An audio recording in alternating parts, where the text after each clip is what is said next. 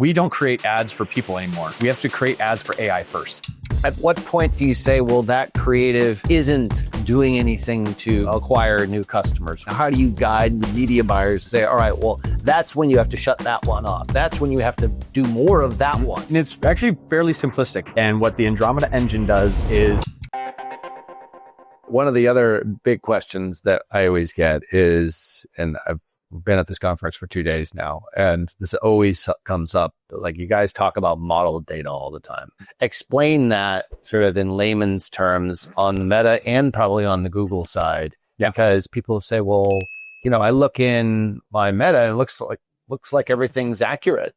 Yeah. And I said, well, part of that, a large part is modeled because the AI algorithm, the algorithm for Meta is so good. They're saying, all right, if these 6 people did this, then we're going to extrapolate that these other 6 people did the same thing. So is it that simple, or what's your take on model data? How do you explain it to people? Yeah, and I've learned a lot about the model data this last 2 months. And basically just by changing what we're sending Meta, I can see how it displays the results. So model data, and I'm not saying that this isn't as negligent, I guess I would say. There's a positive side or a negative side, depending upon how you look at model data. It can be either optimistic or pessimistic. The optimistic side says, we know that conversions have happened because we can see people going to the checkout page. We believe it came from us, so we will give ourselves credit. Or you could say, we see everything happening on the site, and due to the fact that we probably missed it, we'll count it as us. So model data means... So you can pessimistic, optimistic. It depends on which way you look at it. Exactly, right. Exactly. For the average business owner, it's helpful. It's helpful. Exactly. Yes. For scaling really specific events, such as a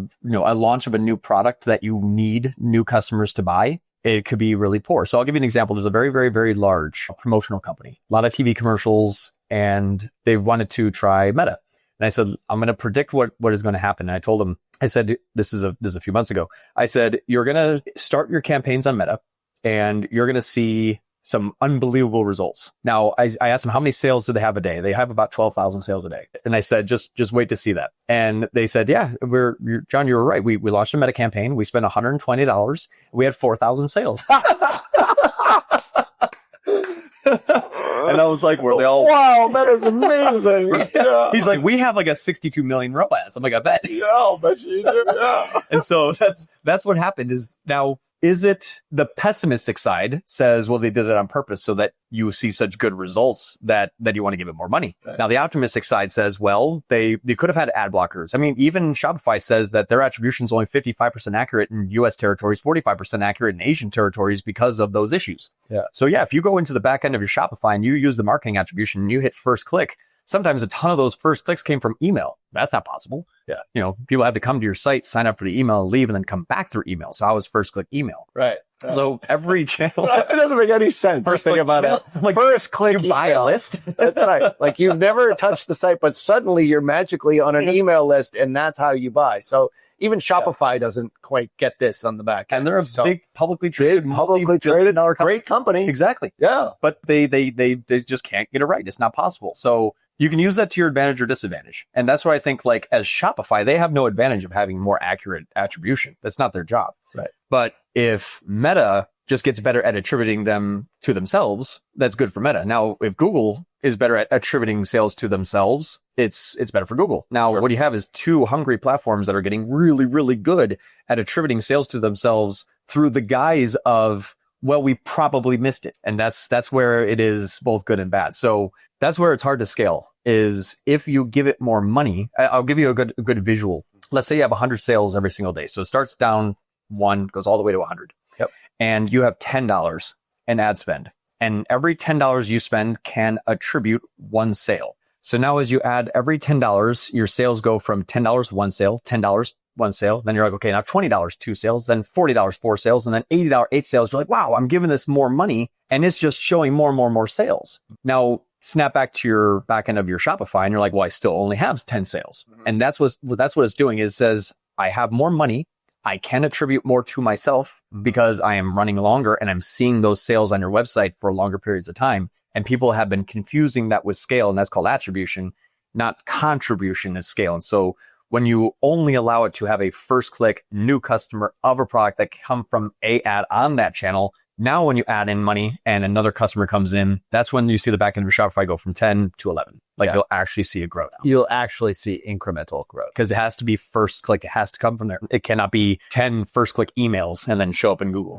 Right. So it's the most stringent measurement, really, but most accurate. Most honest. And the most honest. Right. Yeah. And if it can retrain the algorithm to develop a repeatable action, like those search terms are working. Those are giving me new customers. This channel is working well. I'm using Reels in this audience that I'm testing in the Andromeda model inside of Meta, and they are buying. It's working well. We already saw that the black box of targeting will spiral out of control in a good way when it finds a pocket of success. And sometimes it's a bad way. Like when you get spammed, all of a sudden you're like, yeah, we had 7,000 leads come in. They're all fake. The reason why that happened is because the number went from 0 to 1. And then the targeting got a little tighter on that audience and focused more, and ad spend grew on that audience. Now the conversion skyrocketed because it says, holy crap, I found a pocket of gold. I hit the main line. I found the gold line. Exactly. Spam leads. Exactly. And all of a sudden spam goes, whoop.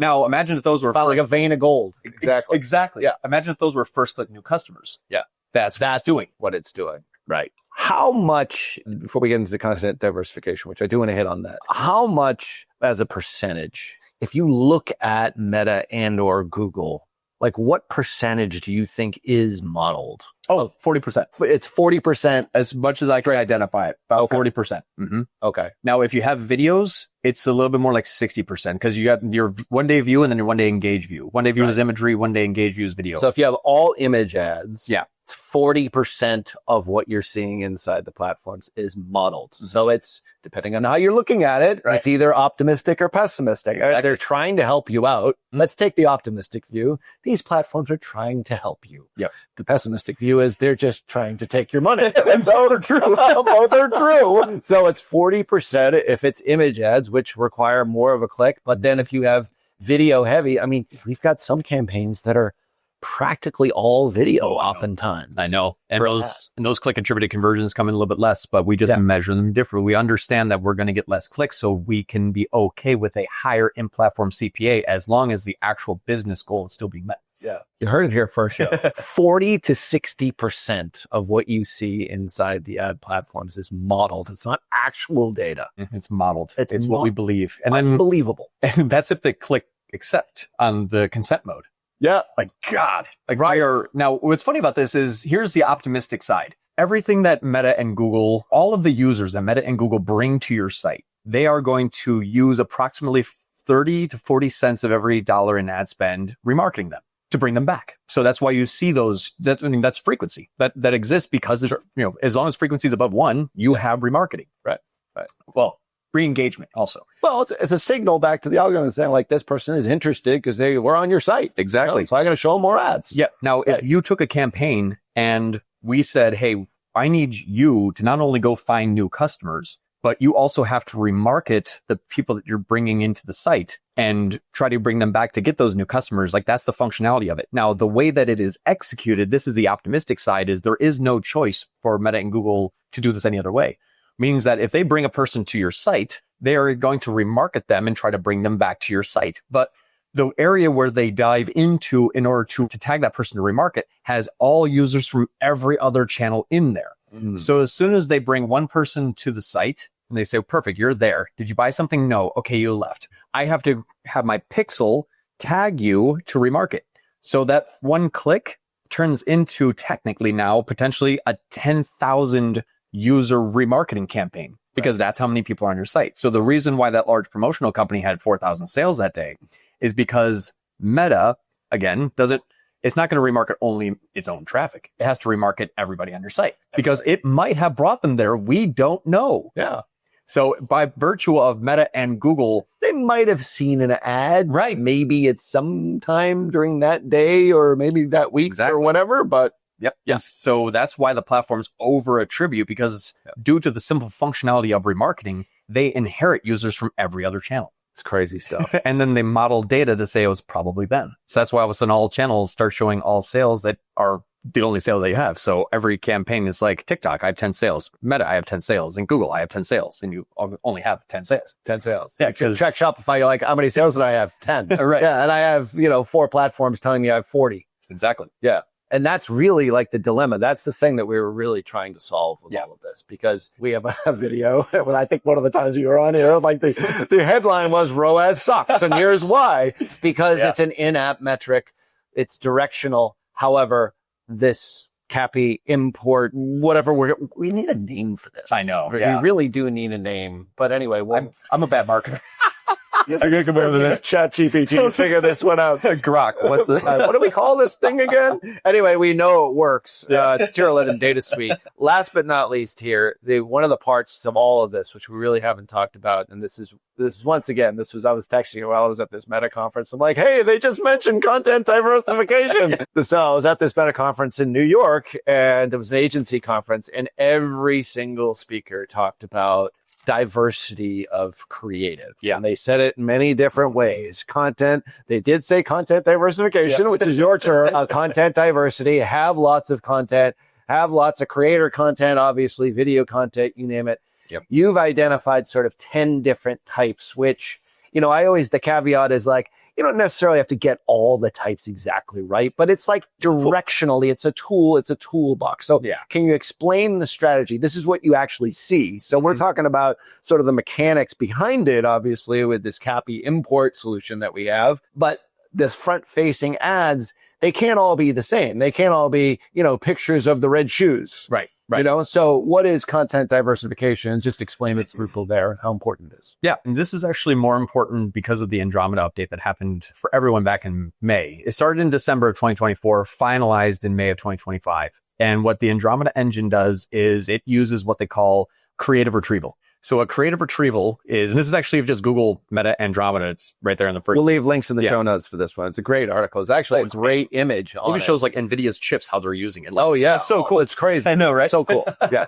So the ads retrieval engine, which is Andromeda, basically says, I need to tell a story to these users, because the functionality of Andromeda means that when the creative does the targeting, you have to consolidate your campaigns, because campaign A with ad A and campaign B with also ad A is now one campaign, because they're going to target the same person. You're just going to double up on your spend. Right. So it has to be consolidated. Only one piece of creative can be in a campaign. It cannot also be in another campaign. So super important point there. Absolutely. Yeah. And we're talking about one campaign, one ad set, and really a bunch of ads. Yeah. Which we'll talk about. Yeah. Exactly. And you can diversify your ad set if you wanted to diversify your hook and offers, and we'll talk about that here in a moment. Right. But if you have, let's say, 10 ads, and you're like, okay, I want to create 10 ads, I want to get started.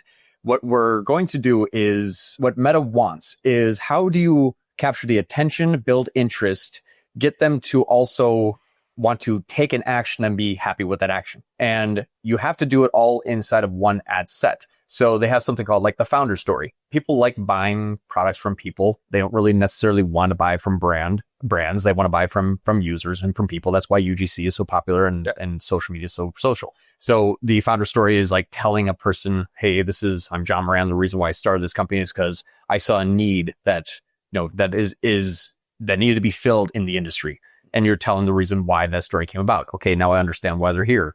And this is my product. Okay, well, what is that? I'm going to do a product highlight. That's another ad type, is a product highlight video. Very, very simple, like product that is highlighting. And maybe my 3 different product highlight videos is about, well, it's got an easy to carry handle. It's dent proof and it keeps your drinks cold for 12 hours, whatever it may be. And then it says, okay, now what else do we show them? Well, we want to have some UGC, some testimonials. I love this product, this water bottle, and I've used it for 12 years and it's the best thing since sliced bread. Okay, perfect. So now I know why you're here, what the product is. I understand that people like it.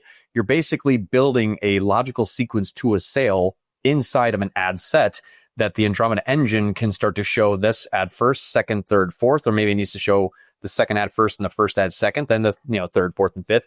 So it's identifying what people are resonating with And then they want you to constantly iterate it, because you're not going to constantly do product development intra-week. You're not going to come up with a new product they have to do an ad for, but you have to do iterations. The reason why is with Andromeda, once they start to show an ad with a frequency of, let's say, 2 or 3 to a user, it says, okay, I'm not just going to show that up to 10 times. Like, I need something else to show them. Like, give me something so I can go re-engage them. Right. Well, perfect. So like, we'll use the remarkable tab again. There we go. It's remarkable. Yes. So it's green. That's cool. It's lightweight and thin. Awesome. What else? Yeah. The battery lasts 18 hours. Oh, that's great. I actually can use this instead of my laptop. It's maybe that's another one. You can use this instead of your laptop when you're taking notes. You don't have to have this big clunky thing. Like, so all you're doing is imagining you're sitting at a booth at a convention, and I have a remarkable tab comes up here, and I'll show you what bad marketers do. So I'm sitting at a booth and I have the remarkable tab and I work at Remarkable, and someone comes up and says, what's that? I'm like, 20% off. I said, what is that?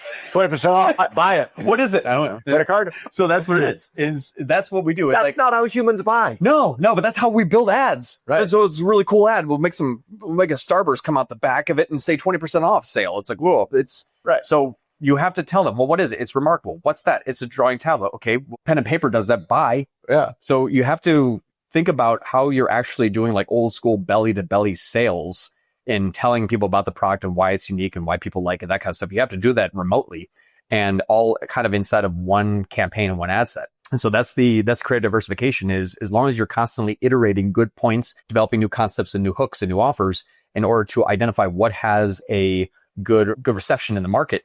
And then you're going to steer more into that. And as long as you're continually optimizing those ads and doing iterations, it's constantly re-engaging those people who are converting. And because you're using first click edge tag new customer imports, those can be repeated and grow in a very, very specific way. Yeah. So the on that, so we used sort of those 3 sort of examples of the multiple ones that we use. We sort of have a box that we look at. It's 10, and it's also got, like, in addition to founder story, there's like us versus them. There's, product features and benefits. There's a number of different ones. But anyway, the point is when you're putting these ads into an ad set, the question came up yesterday on the same client call was, all right, we're doing this content diversification strategy that is highlighting different parts of your story, who you are, what the benefits are. It's resonating with certain audiences. At what point do you say, well, that creative isn't actually doing anything to acquire new customers for me? At what point, and how do you guide the media buyers internally at Tier 11 and say, all right, well, that's when you have to shut that one off. That's when you have to do more of that one. Yeah. So how is that all? And it's actually fairly simplistic. Meta will do a lot of that for you initially. What I mean by that is if you have, let's say, 10 ads, and you always have a Pareto rule where 80% of your sales are coming from 20% of your ads. And even though you may have good spend allocation, which means 10 ads, you have, if you look at the last 30 days, you're like, okay, I've spent 10 grand on that, 9 grand on that, 8 grand on that, 7 grand on that. You always see the waterfall of the ads basically from top to bottom, and you usually see the results. And when you start to see ads that have a higher and higher CPA, and then you'll see the ads, those same ads that have higher CPA also start to earn less ad spend. So Meta feeds more ad spend to what is working, and that is typically by your hook rate and also your CPA. Like, you got click-through rate in there, but it doesn't seem to really take up much of an effect because it could also be a video that is shown to them. Sure. So, you don't really need to have the clicks, but since it can count one day engaged view and one day view, you still have CPA. So a lot of times what you'll see is an ad will have like a trend line of spend that is kind of like in a heartbeat. And then all of a sudden it just kind of like starts to die off. And it's like, okay, I was spending $100 a day and now I'm only spending about 12. And then even last week it was down to 7. And yesterday was $1.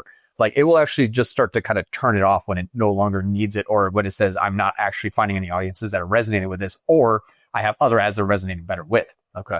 And so when you start to see what ads have the highest amount of ad spend, or what ad spend is increasing or growing, especially as you're scaling, if more money is being given to that ad, that's your first indication to say, okay, that is a winning ad, or at least Meta believes so, because my company is also doing better. How do I iterate that? How do I make a new version and maybe do a different hook or a slightly different concept of that ad? And that's where Meta is basically saying, like, hey, here's your winners. I'm spending the most amount of money on it. If, a lot of people just say, oh, it's spending too much money, let's pause it. No, you want to make 5 new versions of that if it has a high amount of ad spend, because that is what is finding really good pockets of users. And if you can create 5 additional points, Now the people that just found out about what your company is and or what your product is, you're going to now be able to tell them 5 other things about that to convince them through the logical sequence of a sale to buy your product or service. So the platform itself does dictate the winners and losers, which was never the case before. No. It was like, I don't really care where I spend, just as long as I'm spending your money. Yeah. So those ones that just sort of peter out are eventually just going to be paused by the media buyer in that particular case. Yeah, Meta basically just got rid of ABO. Yeah, they figured it out for themselves. So how about in the case where are there scenarios, and this was actually another question that I had, where there's more spend, but the CPA in-app is horrible, but you're seeing on the CRM things moving in the right direction? What do you do in those cases? Like, what's that scenario? And that's what we have to look at is we already know that it's not common where people are just going to like see an ad, click the ad, and buy the product the first time that happens. Right. It does take some time. There's that time lag. There's a sales cycle. There's a sales process. Now, if you have 10 ads that all had an actual impact on the user in order to purchase something, but the attribution of Meta says, well, you get to have 1 point and it's last click. Remember, Meta's attribution is last click attribution. So if I have 10 ads but I can only give credit to one of those, but they all are equal, what do you do? Like, where do you put that? Where do you put that? So it has to go to the last click. So what I've been using is CPA is good. I understand it. But just because it wasn't the last thing doesn't mean that it wasn't, the best. Because honestly, the last thing may not really have much of an impact at all on the decision-making process of that person. Because if I said like, hey, it's Remarkable tab again. Yeah. So this is a Remarkable tab. Wow, that's cool. It does this. Okay. And then the last thing says it also comes in. Should be a sponsor. I know, right? Like, oh my God. But if the last thing was just like, it also comes in gray and you're like, I don't give a shit. I want the blue one. And you click the ad anyway and you buy it. It's not like, oh my God, this ad is amazing. Not really. It was everything combined together.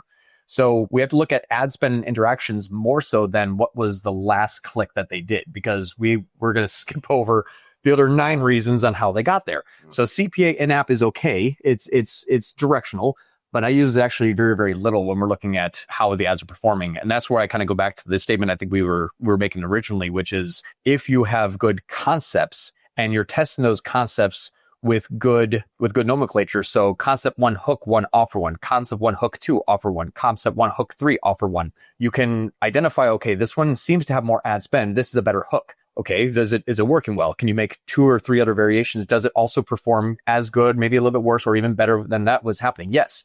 Do we see the other hooks now earning less ad spend? Yes. Okay, that's the direction we're headed. That's the one. Yep. It's just that simple. Yeah. Well, it's that simple if you have the right data, really. And it really does come back to you need a top-notch creative. Oh, yeah. team. What's funny is this is the other point that is actually really interesting.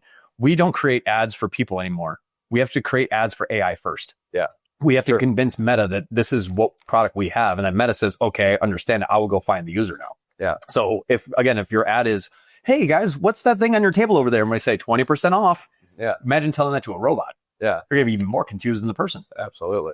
Oh my God. It's so true. The big thing is lots of different types of content, lots of different angles. Obviously, don't necessarily believe everything that you see inside of the platform itself, knowing full well that we're talking about anywhere between 40 to 60% of it is modeled. Whether you take a negative or a positive view on that. I mean, they're trying to do what's best for them, but also they're trying to keep you coming back, obviously, to spend money. So there's sort of a fine line between all these things. I guess the real question here is if people wanted to find out more and understand this, and if they said, this is all great, John Moran, like, where do they go? Are they going over to the website that I think you might be directing them to? Over at the Ad Lab? Yeah. I mean, if you want to learn more about this, obviously tune in every Friday. The Ad Lab over on the Tier 11 YouTube channel. We'll leave that link in the show notes. And of course, if you say, screw this, I don't want to do any of this sort of stuff. I don't want to teach any of my media buyers or my staff how to do it. I just want somebody else to do it for me. You get John's expertise. Like,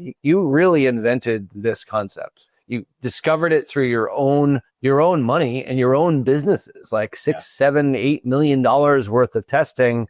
Yeah, and spending $600K a month in our one campaign now on Meta. Unbelievable. Yeah. That's crazy. Yeah, it's nuts. And if you're getting the CPAs that you guys know, we use that as an example. There's a number of other examples that we use in screen shares on those Friday lives. Of course, if you want our help, you can get it over at tier11.com/apply, and you get this type of expertise. So we talked about some of these individual businesses that the results that we're seeing are pretty remarkable. The key is to set it up right.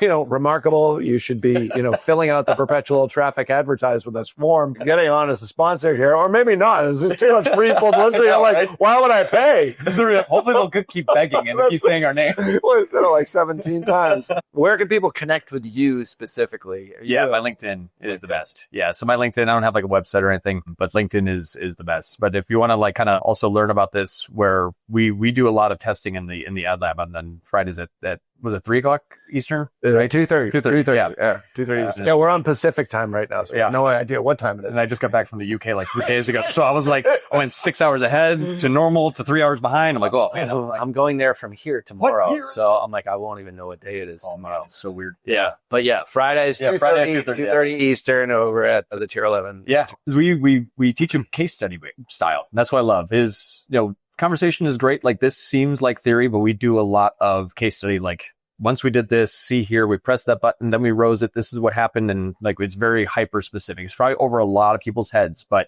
stuff's getting harder. So, you could take the approach where it's like, well, as long as it's counting a conversion from somewhere, I'm happy, but it always will work until it doesn't. And then I always say, if you're not understanding why it's doing well, you won't know how to fix it when it's not doing well. And so that's what this does, is it allows you to identify, okay, that is actually doing well. And I know why, because I can see it. It's good data in, good data out. Yeah. Very sage words of advice. Well, of course, all the links and everything that we mentioned here are in the show notes over at perpetualtraffic.com. Of course, like I said, if you need our help, and you need John's help, it's tier11.com/apply.